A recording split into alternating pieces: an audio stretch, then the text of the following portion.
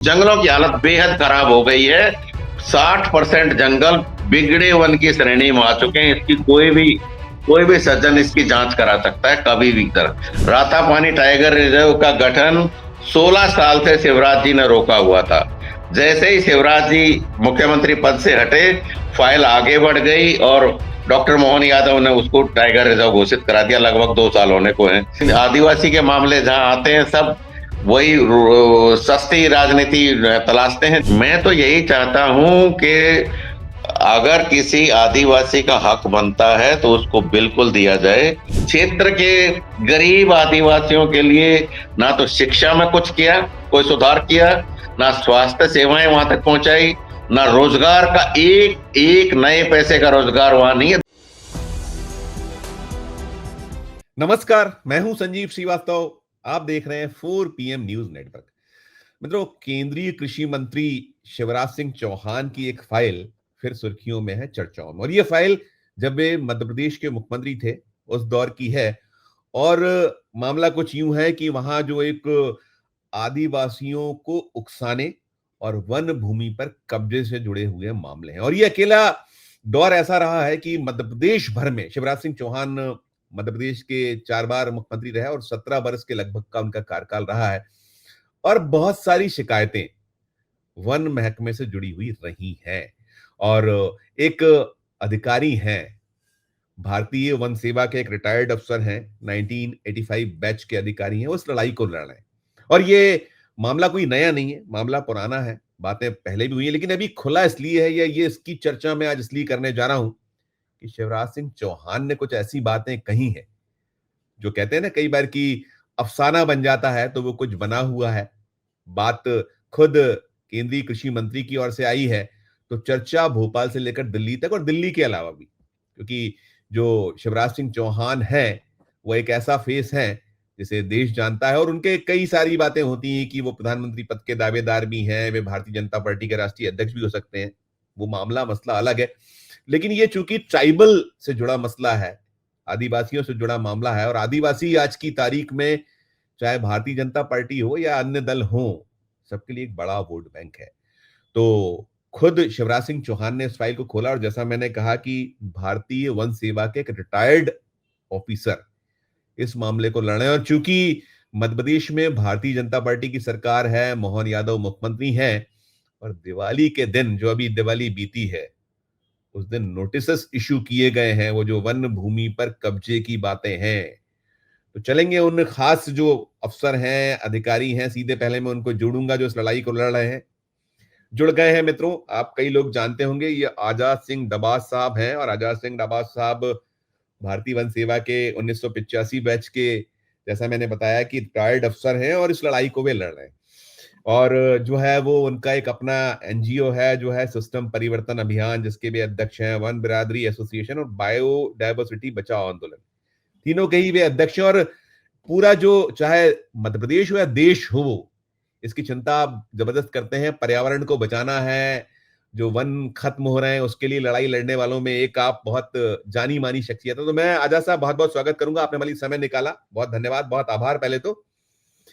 और शुरुआत यहीं से करना चाहूंगा, ये जो पूरा मामला है, क्योंकि शिवराज सिंह चौहान ने जो कहा है, मैं दर्शकों को बता दूं अपने जो हमसे जुड़ रहे हैं, कि उन्होंने ये कहा है कि किसी ने सरकार को चिट्ठी लिखी कि शिवराज सिंह आदिवासियों को भड़काता है, इस पर प्रकरण दर्ज करो। अरे प्रकरण क्या, जिंदगी भी चली जाए तो मुझे कोई दिक्कत नहीं है, आदिवासियों के साथ अन्याय नहीं होने दूंगा।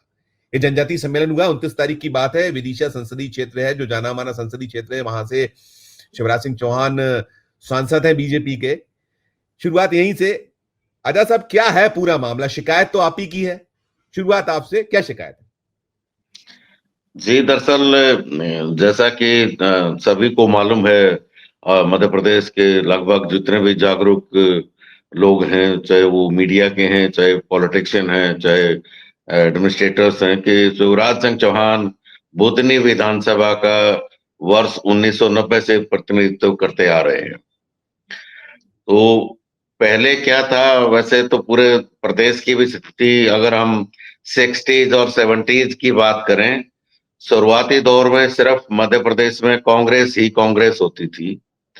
और बीजेपी को, तत्समय की जनसंघ और आज की बीजेपी को वन क्षेत्रों में जो रिमोट एरियाज थे, इनमें इन रोड्स नहीं मिल रहे थे, तो एक सस्ता तरीका निकाला गया था तत्कालीन जनसंघ के नेताओं के द्वारा। इसकी शुरुआत हुई थी खरगोन सेंधवा की तरफ से। और एक रामचंद्र बड़े करके एक नेता होते थे जो वहां से चुनाव लड़ते थे खरगोन से, और उन्होंने अपनी पहचान जब बनाई, चुनाव लड़े जनसंघ के नेता के रूप में, तो वन क्षेत्रों में अतिक्रमण का ही सहारा लिया गया था ताकि उनकी वोट वहां बन सके। उसी मॉडल को मैं ये इसलिए जानता हूं क्योंकि मेरी ट्रेनिंग 87 में खरगोन में हुई, और मैं 96 से 98 तक वहां डीएफओ रहा, और 2002-3 में मैं सीईओ जिला पंचायत बड़वानी भी रहा। वो उस एरिया के निमाड़ की पूरी हकीकत को जानता हूं। और मैं 99 से 2002 तक सीहोर डीएफओ रहा जहां का ये मामला आया है। तो शिवराज जी ने वो मॉडल वहीं से उठाया। बुधनी विधानसभा में जो है लगभग 40%, 50% के आसपास तो वैसे दूसरी समाजों के किसान हैं, लेकिन लगभग 50% हिस्सा ये आदिवासियों से भरा हुआ हिस्सा है। उन्हीं से गोंड और कोरकू नाम के आदिवासी रहते हैं। लेकिन हमारे विभाग में जो वन प्रक्षेत्र अधिकारी, जो रेंज अफसर जिनको बोलते हैं, वो 60 के दशक में, 50 के आखिर और 60 के शुरुआती दौर में काम कराने के लिए वन वन वन क्षेत्रों में जो फॉरेस्ट के काम होते हैं, चाहे वो प्लांटेशन के काम हो, मार्किंग के हो, कूप कटाई के हो, रोड बनवाई के हो, हम सब काम विभागीय ही कराते हैं, ठेकेदारी प्रथा हमारे यहाँ नहीं है। तो कुछ रेंज अफसर जो ये क्षेत्र में काम करते थे, वो वहां से सेंधवा खरगोन से कुछ ये बारेला और बिलाला, जो जो प्रजाति है आदिवासियों की, जो ये बैकग्राउंड तो मैं समझता हूँ कि बहुत लोग जानते होंगे। मुझे ऐसा लगता है, देखिए ये जो मसला मामला है, मैंने कुछ जो आपसे बात की है तो मुझे समझ में आया कि ये जो वन अधिकार अधिनियम 2006, जी जिसे 2007 में नियम बनाया गया और 2008 से ये जो वन अधिकार पत्र बांटने का सिलसिला शुरू हुआ, खेल जी आपने जो बैकग्राउंडर बताया, बेशक बेशक देखिए, राष्ट्रीय स्वयंसेवक संघ के भी बहुत सारे वनवासी और क्या क्या उनके अलग अलग संगठन रहे, और वो एक उस दिशा से, उस रास्ते से बहुत कुछ जो आप बता रहे हैं उसमें कहीं परिलक्षित होता है। ये जो वन अधिकार पत्र बांटने का सिलसिला है, ये 2008 में शुरू हुआ था, और शिवराज सिंह चौहान मध्य प्रदेश के मुख्यमंत्री तभी का दौर का है, जी और हाँ, जी आज हाँ। 25 हो रहा है, लगातार चल रहा है, ये बांटे जा रहे हैं। इसका खेल क्या है असल में, क्या है पूरा खेल? और शिकायत जो दरअसल आप, एक शिकायत क्या है, दोनों पे आप थोड़ा फोकस करिए, और जितना संक्षिप्त करेंगे, हम जी 20-22 खत्म करना चाहेंगे, 22-24 मिनट में, तो ज्यादा उचित होगा। आप बताइएगा, बहुत संक्षिप्त और सारगर्भित हो प्लीज। दरअसल दरअसल ये कहानी शुरू होती है जब ये एक्ट आया और 2007 में नियम आए, 2008 से पट्टे बंटने शुरू हुए। तो इसको एक आसान तरीका माना गया। ये एक्ट बना था हिस्टोरिकल इनजस्टिस जो ट्राइबल्स के साथ हुआ है, जो बरसों बरस से वन क्षेत्रों में रह रहे हैं और उनको जमीनी अधिकार नहीं, उसको दूर करने के लिए। लेकिन इसको हथियार बना लिया राजनेताओं ने, अपने यहाँ अतिक्रमण कराओ, पट्टे बांटो और वोट बटोरने के लिए। तो नटशेल में कहानी इतनी ही है, शिवराज जी ने इस चीज को बहुत अच्छे से बुनाया और ज्यादा से ज्यादा इस चीज को बढ़ावा दिया। उसका नतीजा ये है कि आज बुधनी विधानसभा में जो 3 प्रक्षेत्र पूरी तरह से आते हैं, बुधनी, रेहटी और लाड़कुई, और इसके अलावा 2 आंशिक तौर पे आते हैं, वीरपुरा और इच्छापुर, इच्छापुर और इच्छावर और वीरपुरा। इन सभी में जो है ये एक्ट आने के बाद बहुत तेजी से अतिक्रमण बढ़े। और जो मैं बता रहा था कि बारेला बिलाला किस्म के आदिवासी वहां से आए थे, उन्हीं में से एक आदमी को मुखिया बनाया एक किस्म से इसका, वो है एक एक बारेला है, लक्ष्मण बारेला। उसको मुखिया बना के इस पूरे क्षेत्र में ऑपरेट किया गया। उन्होंने ज्यादा से ज्यादा अपने लोग बुलाए गए उनके द्वारा, और और उनको, लक्ष्मण वारेला को पहले शिवराज जी ने नसरुल्लागंज जो जिला पंचायत है उस तरफ से सदस्य बनवाया गया। फिर उनकी वाइफ है बेलाबाई, उनको उनको जो है जनपद नसरुल्लागंज का उपाध्यक्ष बनवाया गया। इनके बेटे को, लक्ष्मण बारेला के बेटे को, सुनील बारेला को, पिछले 20-25 साल से सुनील बारेला वहां सचिव है पंचायत का। और जो सुनील बारेला की वाइफ है, जनपद का अध्यक्ष बनवाया गया सुनील बारेला की वाइफ को, निर्मला बारेला को। फिर उनको बाल आयोग, मध्य प्रदेश बाल आयोग का अध्यक्ष बनवाया गया, और फिर उसके बाद आदिवासी वित्त विकास निगम की अध्यक्ष बनाया गया उनको। और शिवराज जी पूरे, जब भी चुनाव प्रचार होता है बुधनी में, इस परिवार के लोगों को अपने साथ हेलीकॉप्टर में बिठा के घुमाते हैं। यही लोग उनके लिए काम करते हैं, और अपने क्षेत्र से नए नए आदिवासी उनके द्वारा बुलवाए गए हैं। अगर आप पॉपुलेशन सेंसस को देख लें, 61, 71, 81, 91, आप यहाँ तक आ जाएं 2011 तक, तो आपको मालूम पड़ जाएगा कि इस किस्म के आदिवासियों की जनसंख्या कैसे बढ़ी है। और मैं बीच में क्षमा चाहे वन टोकूंगा, मैं टोकते हुए पूछूंगा कि देखिए, वो तो कोई भी किसी को भी अपना वो बना सकता है, और मुख्यमंत्री चाहे जिसको चाहे उसको उपकृत कर सकते हैं, तो खेल क्या है, खेल पीछे क्या दिखता है आपको? जो आप जिनके नाम ले रहे हैं, मुझे लगता है कि वो उनको अगर साथ ले रहे हैं, हेलीकॉप्टर में घुमा रहे हैं, तो उसमें तो कोई अपराध या आपत्ति तो है नहीं शायद। यही यही लोग जो है संजीव जी, यही लोग इनके लिए कैटलिस्ट का काम करते हैं, ये परिवार। और आपको जान के ताज्जुब होगा कि जेसीबी तक खरीदी हुई सुनील बारेला ने, ट्रैक्टर्स हैं, जेसीबी खरीदी हुई है, वही जमीन को तुड़वाते हैं और वही ईंट के भट्टे लगा रखे हैं। पूरा व्यापार फैलाया हुआ है इस परिवार ने, और वो मेन उनके लिए एक किस्म से, अगर मैं वन भूमि का खेल इसमें पीछे क्या है जो आपकी शिकायतें क्या है?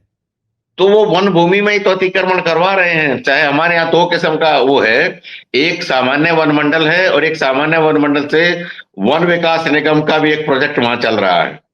वन विकास निगम के लोग जो हैं, वो जमीन लेते हैं वन विभाग से, उसको प्लांटेशन करते हैं। ये प्रोजेक्ट ही 2012 में शुरू हुआ।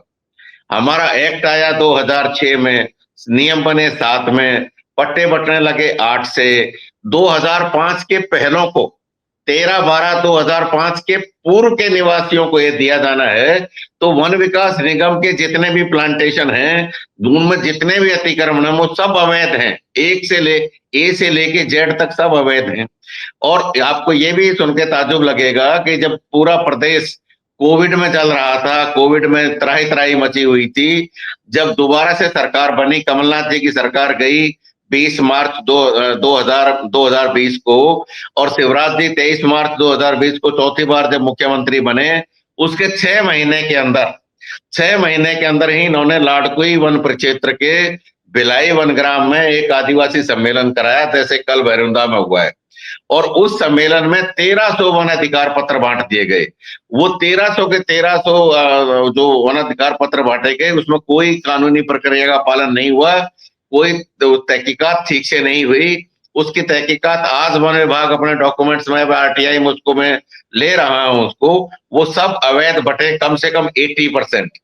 इसलिए मैं कह सकता हूं, क्योंकि शिवराज जी को यह अंदेशा था कि चुनाव भी हो सकते हैं, बाई इलेक्शन तो होने ही थे, लेकिन चुनाव भी होने थे। तो कोविड के बीच में मैं नहीं समझता कि प्रदेश में कहीं भी पट्टे बटे होंगे 20 दिसंबर 2020 को, जो लाड़कुई के वनग्राम भिलाई में बंटवाए गए।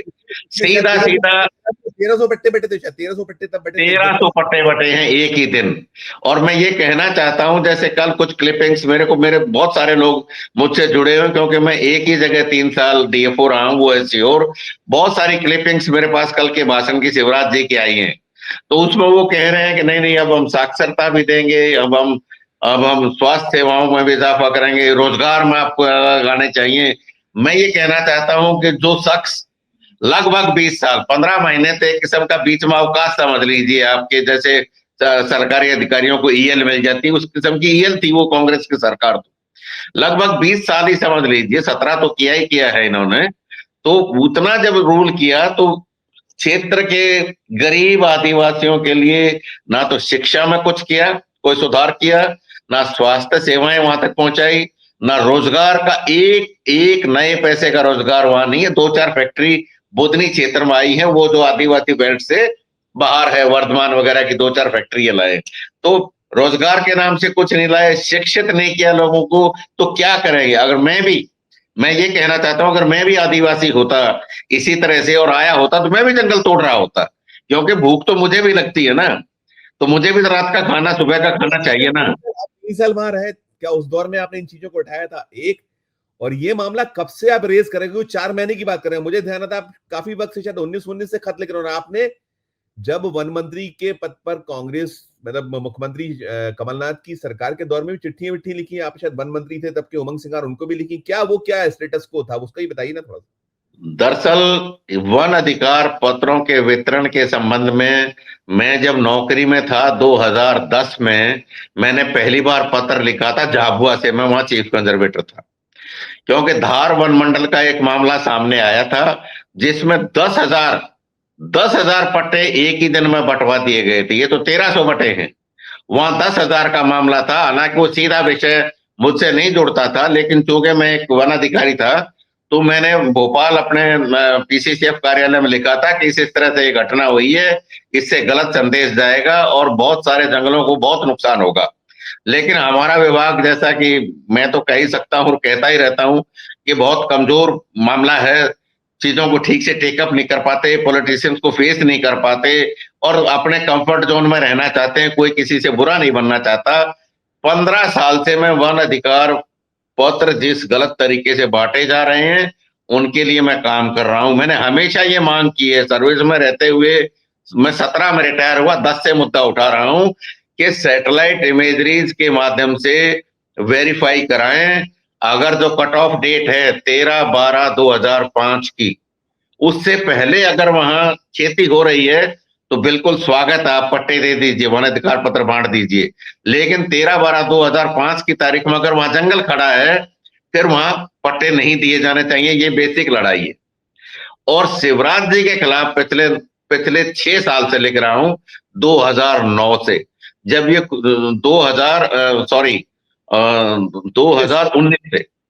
2019 से जब ये मुख्यमंत्री थे तब भी मैं इनके खिलाफ लिख रहा था। और जब कांग्रेस के कमलनाथ जी मुख्यमंत्री आए उनको लिखा। शिवराज जी जब मुख्यमंत्री थे तो मैं अपने अधिकारियों को लिख रहा था, और जब कांग्रेस की सरकार थी तो मैं तत्कालीन मुख्यमंत्री कमलनाथ जी को लिखा, तत्कालीन वन मंत्री उमंग सिंगार को लिखा। कोई कार्रवाई नहीं हुई। सब, मेरा ऐसा मानना है कि इन आदिवासी के मामले जहां आते हैं सब वही सस्ती राजनीति तलाशते हैं। जैसे आज ही में एक स्टेटमेंट पढ़ रहा था उमंग सिंगार का, वो क्या कह रहे हैं, एसआईआर होने जा रही है, घोषणा हो गई है, मध्य प्रदेश शामिल है, उसमें कह रहे हैं कि उन 13 डॉक्यूमेंट में वन अधिकार पत्र भी एक पत्र को मान्यता दी जा रही है। मतलब अब कांग्रेस की सरकार क्या करेगी, ये शिवराज जी के खिलाफ जो मामला, इस पर आवाज नहीं उठाएगी, बल्कि उल्टे और अधिकार पत्र बंटवाने के लिए कहेगी कि एसआईआर में एक डॉक्यूमेंट है तो अधिकार पत्र ज्यादा से ज्यादा, और आप देखेंगे कि मिशन बन के उसमें चलेगा। तो इसमें एक बहुत प्लेजेंट घटनाक्रम हुआ है। डॉक्टर मोहन यादव जब से सीएम बने हैं, एक तो उन्होंने 3 टाइगर रिजर्व घोषित कर दिए, ये बहुत ही खुशी की बात है हर वन अधिकारी के लिए, हर प्रदेशवासी के लिए। और दूसरा, उन्होंने 4 अगस्त को, इसी 4 अगस्त को हाउस में, विधानसभा में, जब ध्यानाकर्षण में शायद पहले जो जनजातीय मंत्री उन्होंने कहा था कि हाँ ये हम जो सैटेलाइट इमेजरी को इसको रिकॉग्नाइज करेंगे, और उन्होंने उस पर एंडोर्स किया था कि हाँ ये होगा, लेकिन आज तक निकला नहीं है। वो आप बिल्कुल दुरुस्त फरमा रहे हैं, आप बिल्कुल दुरुस्त फरमा रहे हैं। ऐसा ही घटनाक्रम हुआ था। पहले ट्राइबल मिनिस्टर ने कहा कि हम इसका उपयोग सुनिश्चित करेंगे, और फिर ऑनरेबल सीएम ने कहा कि नहीं, हम इसको देखेंगे और इसके बगैर वेरीफाई कराए। तो मैं पिछले पिछले लगभग 3 महीने से 10 चिट्ठी लिख चुका हूं विभाग में कि आप गवर्नमेंट ऑर्डर इस संबंध में जारी कराइए, क्योंकि विधानसभा में बोल दिया गया है, घोषणा कर दी गई है, लेकिन जब तक गवर्नमेंट ऑर्डर उसका नहीं बनेगा, जीओ जारी नहीं होगा, और अभी जैसे उमंग सिंगार जैसे नेता अभी फिर माहौल बनाने लगे हैं कि एसआईआर में भी लगेगा, तो आप देखेंगे फिर से पट्टे बंटने शुरू हो जाएंगे। तो वो गवर्नमेंट ऑर्डर निकलना बहुत जरूरी है, ताकि जो है वो सैटेलाइट इमेजरी से वेरीफाई होके किसी का हक बनता है तो 100 बार दिया जाना चाहिए, लेकिन हक नहीं बनता है तो बिल्कुल नहीं दिया जाना चाहिए। आपने 3 टाइगर रिजर्व की बात की, उसमें भी कुछ शिवराज जी को लेकर आपकी शिकायतें रही है कि शिवराज जी उसमें कहीं अड़ंगे डाल रहे हैं, रोड़े डाल रहे हैं, ऐसा भी कुछ रहा है? रातापानी टाइगर रिजर्व का गठन 16 साल से शिवराज जी ने रोका हुआ था। जैसे ही शिवराज जी मुख्यमंत्री पद से हटे, फाइल आगे बढ़ गई और डॉक्टर मोहन यादव ने उसको टाइगर रिजर्व घोषित करा दिया। लगभग 2 साल होने को है जैसा कि इनका कार्यकाल है। तो अभी और उसी के, जी प्लीज आगे करिए कंटिन्यू करिए। जी प्लीज। इसी के साथ साथ माधव नेशनल पार्क था, उसको टाइगर रिजर्व का स्टेटस दे दिया गया। इसी के साथ साथ 20 साल से पेंडिंग था वहां नौरादेई वन्य प्राणी अभयारण्य था, वहां भी टाइगर रिजर्व, और सबसे बड़ा मध्य प्रदेश का सबसे बड़ा टाइगर रिजर्व संजीव जी वहां बना है, उधर नौरादई में बना है, दमोह और सागर जिले को मिला। तो बहुत अच्छे काम हुए हैं। और जंगलों को जो सबसे ज्यादा नुकसान आज की तारीख में जो वन अधिकार पत्र पहुंचा रहा है, उसके लिए सैटेलाइट इमेजरी की घोषणा कर दी। अब वन विभाग के अधिकारी अगर उसका फायदा ना उठा पाए तो ये तो बदकिस्मती कहलाई जाएगी प्रदेश के वनों की भी और वन अधिकारियों की। मैं दो सवाल आपसे करना चाहूंगा। एक तो आपने जैसे कहा, क्या आपने शिकायत जो की है मोहन यादव जी को, उनका क्या कोई रिप्लाई आया? एक चीज जो ये स्पेसिफिकली जो ये आपने सीहोर की, और सेकंड वन ये है कि इस पूरे मामले में आपके अपने महकमा, क्योंकि क्या होता है बहुत सारे इसमें है कि पहले आपने जैसे कहा कई कई एंगल, कई उस पे जांचें होती हैं कि पहले आप गांव लेवल पे, वन पटवारी लेवल पे, फिर उपखंड स्तर पर, फिर डीएम इसका अध्यक्ष होता है। इन सब का रोल क्या? और जो शिकायत आपने की है मोहन यादव जी को, उनकी तरफ से क्या रिस्पॉन्स आपको अब तक मिल पाया? क्योंकि कुछ तो ये भी लगा उन्हें हाथों हाथ रात में निरस्त कर दिया था जब ये एक तबादला कर दिया था शिवराज जी की शिकायत के बाद उस अफसर का जो इस पे कहीं एक्शन के मूड में। वो दरअसल क्या था, जब जब खिवनी अभयारण्य का मसला उठा था उस समय वो हुआ था, क्योंकि शिवराज जी सीधे आदिवासियों को लेके मुख्यमंत्री निवास पहुंच गए तो एक्शन हुआ था। इसमें एक घटनाक्रम छूट गया जो बहुत महत्वपूर्ण है। 2019 में जब शिवराज जी मुख्यमंत्री नहीं थे और कमलनाथ जी की सरकार थी, तब भी लगभग 5,000 आदिवासियों को भोपाल लाया गया था शिवराज जी के द्वारा प्रेशर बनाने के लिए। और भोपाल के न्यू मार्केट के टिन शेड में एक बड़ा दिन भर का कार्यक्रम हुआ था और पत्रों के लिए ये बनाया गया था। जहां तक मेरे पत्रों का सवाल है, मुझे मुख्यमंत्री सचिवालय से आज तक एक भी पत्र का जवाब नहीं मिला है। लेकिन इस पे जो मैंने लिखा है, जो विभाग में बाद में मैंने लिखा, तो विभाग अध्यक्ष ने पहली बार कम से कम 6-7 विभाग अध्यक्ष जा चुके जिन्होंने कुछ भी नहीं किया। एडिशनल चीफ सेक्रेटरी जा चुके 4-5 जिन्होंने कुछ भी नहीं किया। वर्तमान विभाग अध्यक्ष ने पहली बार कम से कम उसको मुख्य वन संरक्षक भोपाल को भेजा, जिसके अंतर्गत ये सीहोर का डिवीजन आता है।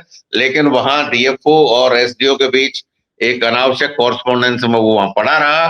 वो तो दैनिक भास्कर के कॉरस्पॉन्डेंट ने, भला हो उनका, वो सवाल उठा लिया तो ये मामला सब चर्चा में है और आप और हम आज इसकी चर्चा कर रहे हैं। अन्यथा ये दबा हुआ था, 6 साल से ये मामला दबा हुआ है, 15 साल से वन अधिकार पत्रों के बांटने का मामला भी दबा हुआ है।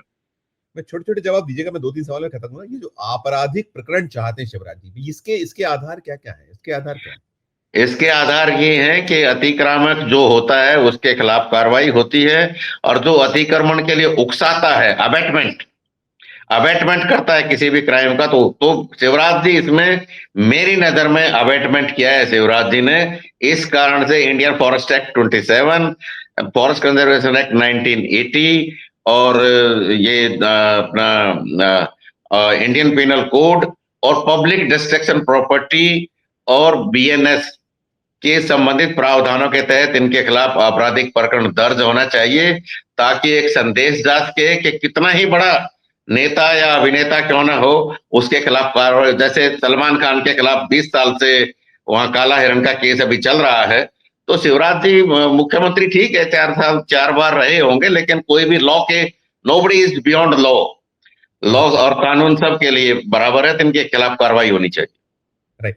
अच्छा, आपने सेंट्रल गवर्नमेंट लेवल पे कुछ इसको लेकर कोई खतो किताबत की है कि आप यहाँ मध्य जी, प्रदेश मैंने ये ट्राइबल मिनिस्ट्री का एक्ट है। और मोदी सरकार या इस दौर में कभी कुछ हुआ है आपका कुछ खतो किताबत? जी मोदी सरकार के दौर में खतो किताबत केंद्र की सरकार से हुआ वन नहीं, पर्यावरण मैंने 3 पत्र भेजे हैं सचिव पर्यावरण को और 3 पत्र भेजे हैं सचिव ट्राइबल को, क्योंकि ट्राइबल विभाग का एक्ट है। लेकिन अभी तक वहां से मुझे कोई जवाब नहीं आया है, लेकिन मुझे उम्मीद है कि कुछ ना कुछ वहां से भी जरूर आएगा।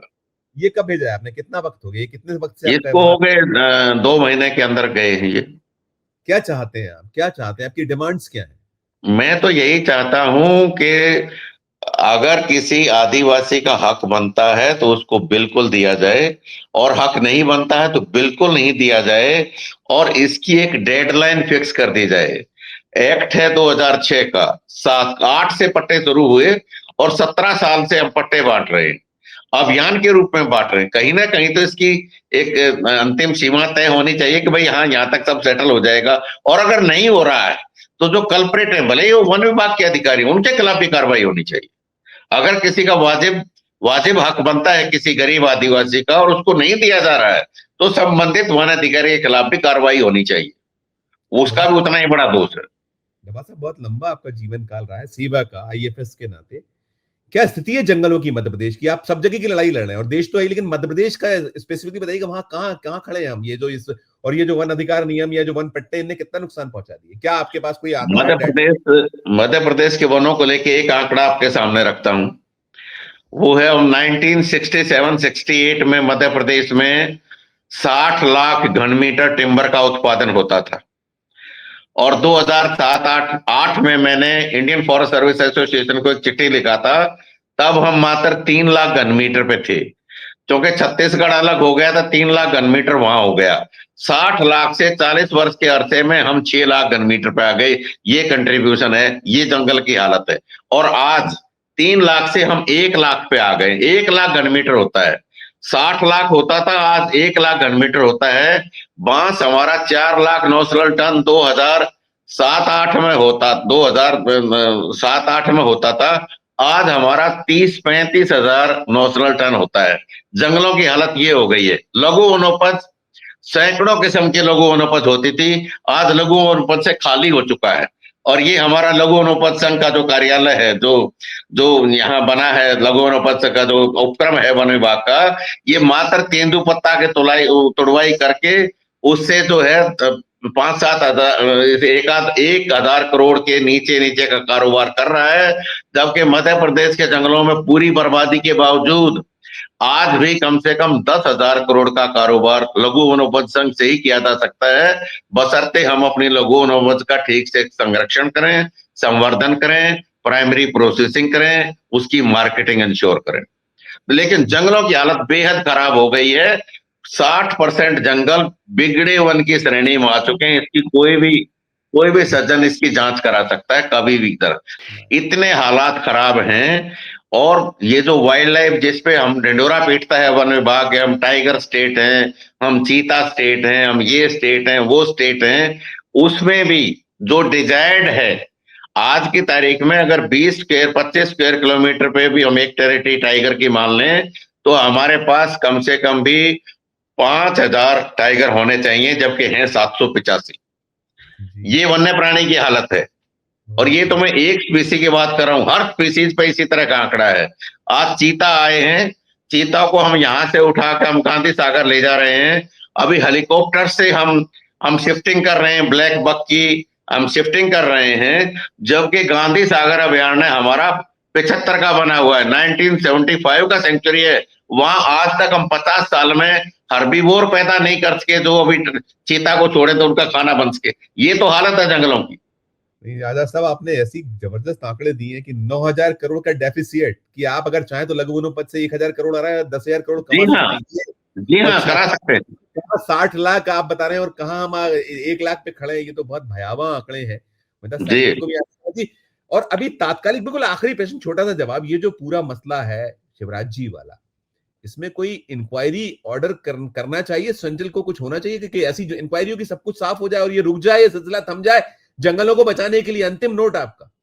मैं तो कहता हूं ये एक टेस्ट केस सिद्ध हो सकता है, और ये हर हर हर पॉलिटिशियन के लिए एक सीख भी हो सकती है कि जंगलों के साथ खिलवाड़ नहीं किया जाना चाहिए। जंगल हैं तो हम हैं, हमारा भविष्य है, हमारे बच्चे हैं। जंगल नहीं है तो पानी नहीं है। पानी, water is the first and foremost produce of forest.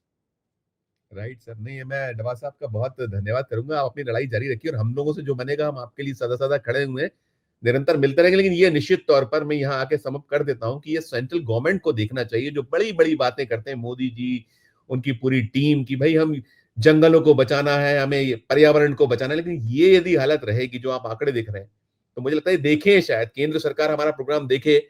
और मध्य प्रदेश में मोहन यादव जो संजीदा आप कह रहे हैं, मुझे लगता है कि अगर वो संजीदा है तो इसके बाद निश्चित तौर पर एक ठोस कुछ कार्रवाई करेंगे, कदम उठाएंगे, तो शायद बात बनेगी।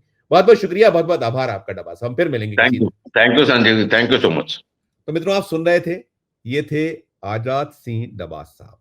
सिस्टम परिवर्तन अभियान है, लेकिन ये रिटायर्ड आईएफएस अफसर हैं और अपर प्रधान मुख्य वन संरक्षक जैसे पद से रिटायर। वो कह रहे हैं कि मैं बहुत लंबे वक्त से लड़ाई लड़ रहा था, लेकिन हालत देखिए, जो आंकड़े हैं वो दहला रहे हैं, दिल को दहला रहे हैं कि ये मध्य प्रदेश जो वनों के लिए जाना जाता रहा है, छत्तीसगढ़ बनने के बाद भी हमारे पास आप सुना होगा सतपुड़ा के घने जंगल, क्या क्या चीजें हैं हमारे पास, लेकिन हालात ये भयावह है। मित्रों, इस चर्चा में इतना ही। आप अपनी राय जरूर प्रकट कीजिएगा और मुझे लगता है केंद्र सरकार जाग जाए तो बेहतर होगा। अच्छी लगे चर्चा तो चैनल को लाइक कीजिएगा, सब्सक्राइब कीजिएगा, ज्वाइन का बटन दबाइएगा तो हमारी हौसला अफजाई होगी। प्यार और स्नेह बनाए रखिए और देखते रहिए 4 PM न्यूज नेटवर्क। धन्यवाद, नमस्कार।